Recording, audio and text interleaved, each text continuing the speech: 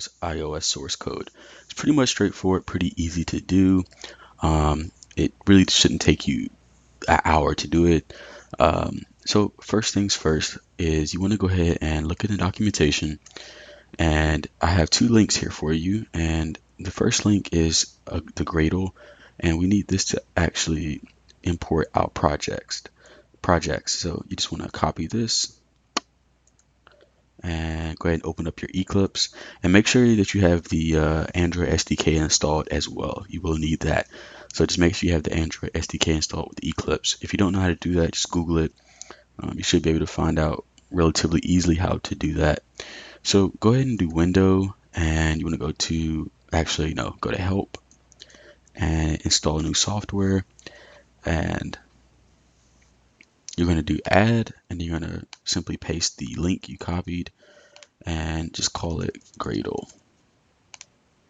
And make sure you remove any type of spaces from it, and hit OK. And you should see these two links come up. Drop down this menu and simply just check the Gradle IDE box here and just hit Next.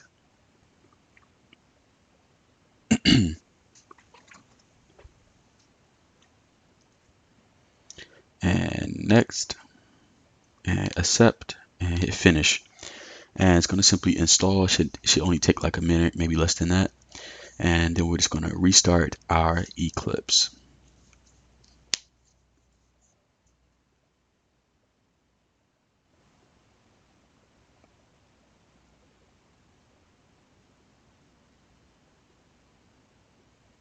All right.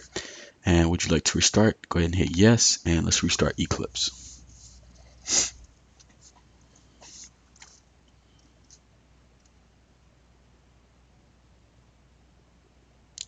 And Eclipse should be restarting right about now.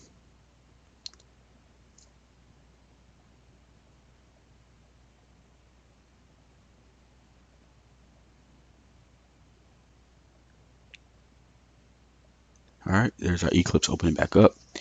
And now let's just give it a few minutes to boot up.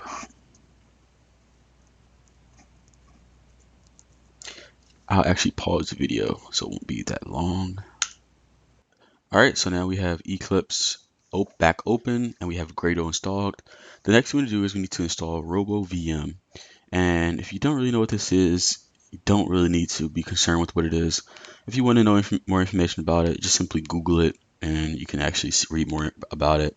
But for now, just go ahead and copy this link here, and just right click on it, copy, and now go back to your Eclipse and go to Help, and you're going to install a new software, and you're going to do Add, paste the link, and remove any spaces, and RoboVM2. All right, and there it is. And I actually already have it installed, so that's why you see all items are installed here. But for you, you will see that you'll see something called RoboVM plugin Eclipse or something like that. Just go ahead and check that box and just hit next, next, next, and continue the installation as you did with the Gradle project, and you'll be good to go. So once that's done, you'll need to restart Eclipse as well, and once it's restarted, you'll have RoboVM installed. So once that's finished, you want to go ahead and extract all of the source code that you have from Chupa Mobile, and you want to go to File, Import, and you want to go to Gradle Project, Next, and you want to browse, and you want to go to the source code folder that you downloaded from Chupa, and mine is here, so I'm gonna go back. So it should be called Tower iOS. So just go ahead and click Open once you have that highlighted, and we're going to do Build Module.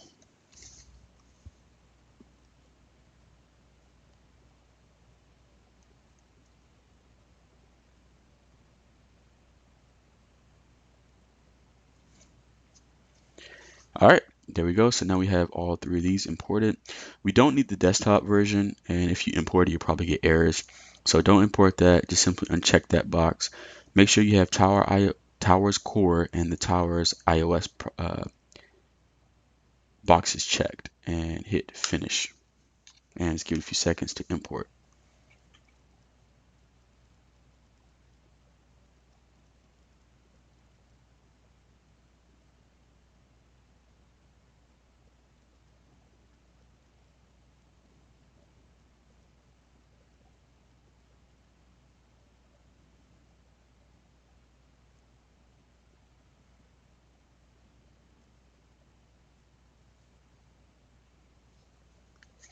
All right, so we see I have those imported, and you see we have the Towers core and we have the Towers IS.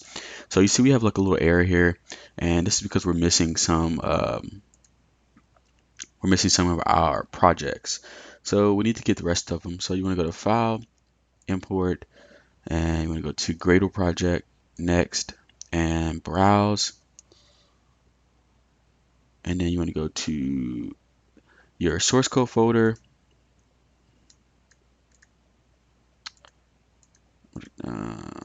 And inside of your source code folder, you'll see monetization source here. Click that and click on Robo iOS Master here and hit open and build.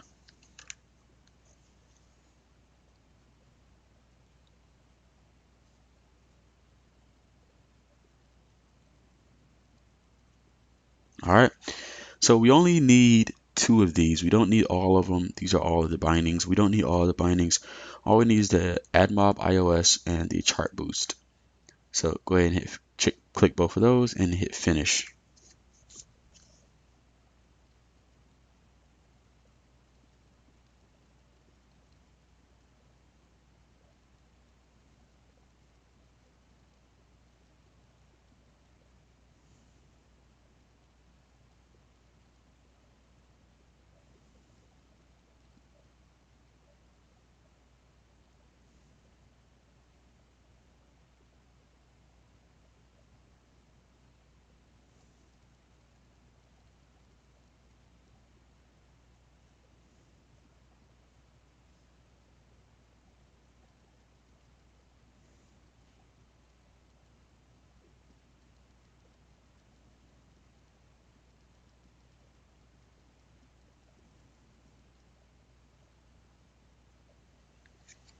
All right, there we go. So we have those imported, and we still get an error here. So what you need to do is just right click on the Tower iOS and go to properties, and then you want to go to Java build path here, and then you want to do add and check the chart boost and AdMob iOS right here and hit OK, and hit OK again, and you should see the errors disappear.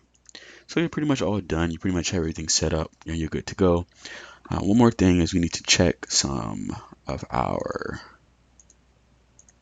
settings in the Robo VM XML. So go ahead and open up the Robo VM XML here, and let's check some lines. Build libs iOS. So what you want to do is first thing is you need to change this line here. So you need to remove the uh, build libs iOS part. You want to remove the iOS part and remove it from this one as well. So remove the iOS from there and here, and it should point to these two files here.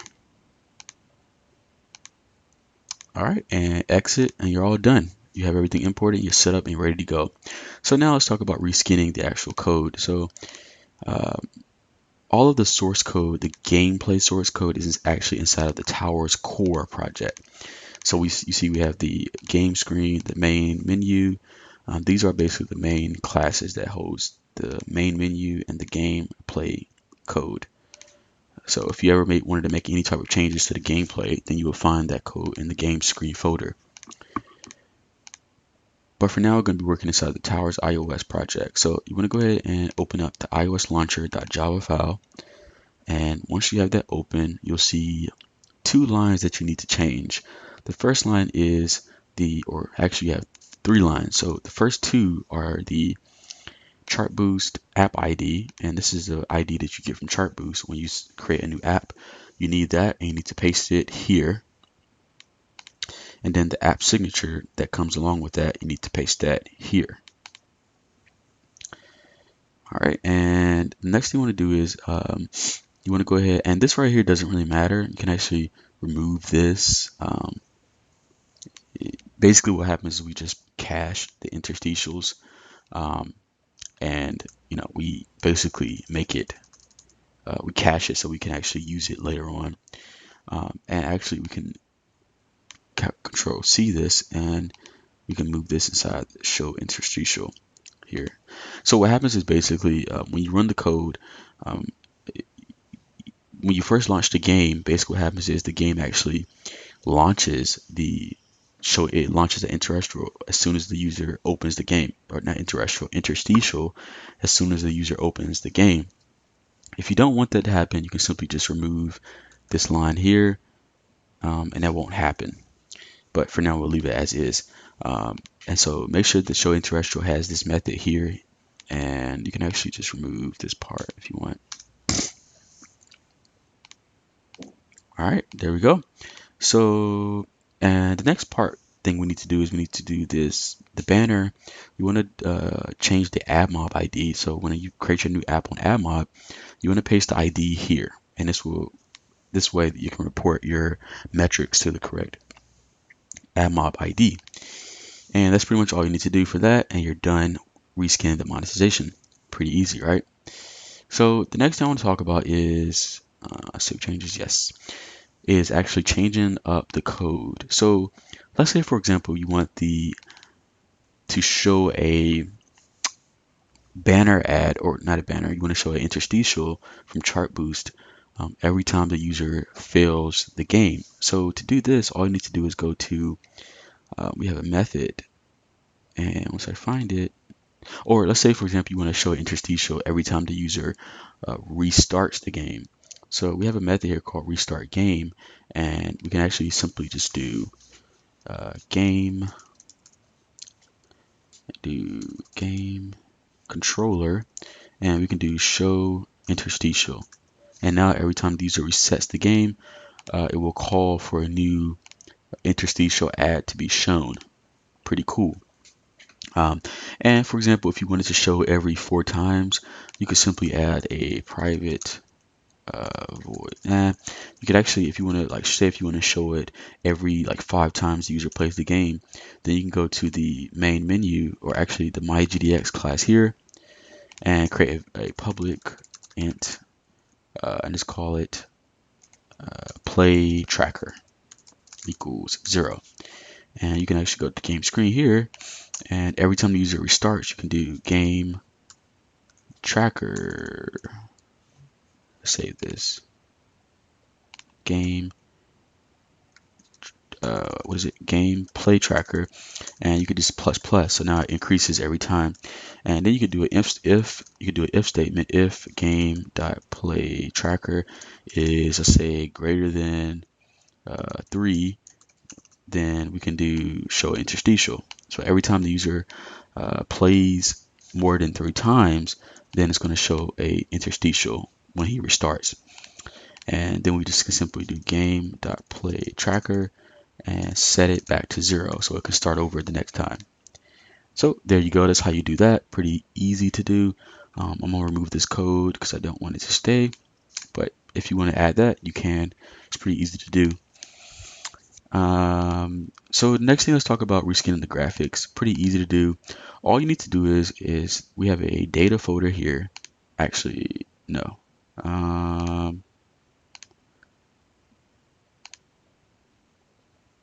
We don't have it here. All right, so we need to now do this in this video as well. I'm gonna pause the video really quickly. I need to add some graphics here. Before I actually made this in a different workspace. So in this video is actually a new workspace, so I need to add them real quick. You won't have to worry about this part because it'll already be done for you. But what I'm going to do is I'm going to pause the video really quickly, and I'll be right back. All right, guys, so I fixed that little error there, and now that's working. Cool. So now you'll see a new folder here called assets, and you should see this folder from the get-go. As soon as you import it, you should actually see this folder from the start. And the assets folder is basically what holds all the graphics. So as we see here, we have fonts, graphics, sounds. So the font folder is basically the font we use. The graphics is actually the graphics. So what you want to do is you want to have your graphic designer come through and actually replace all of these graphics, the slabs, um, all these. You want to have him to replace all these graphics. And if you open each one up, you can actually see what it is and look at the dimensions. All the dimensions must be the same as they are here. If they are different, the game will not turn out as it should. So make sure your designer designs everything the same width and height as it is in this assets folder. And like I said, he can kind of open up each one of these graphics and see exactly what it is and create your own version of it. Sounds folder, this is basically the folder with the sounds. I don't really see why you would want to change the sounds, um, but this is the folder where the sounds are, and this is pretty much where they are located. So that's it for reskinning the game. As you see, it's pretty much straightforward. This video is basically the full documentation on how to reskin it, and I wish you guys luck with your project.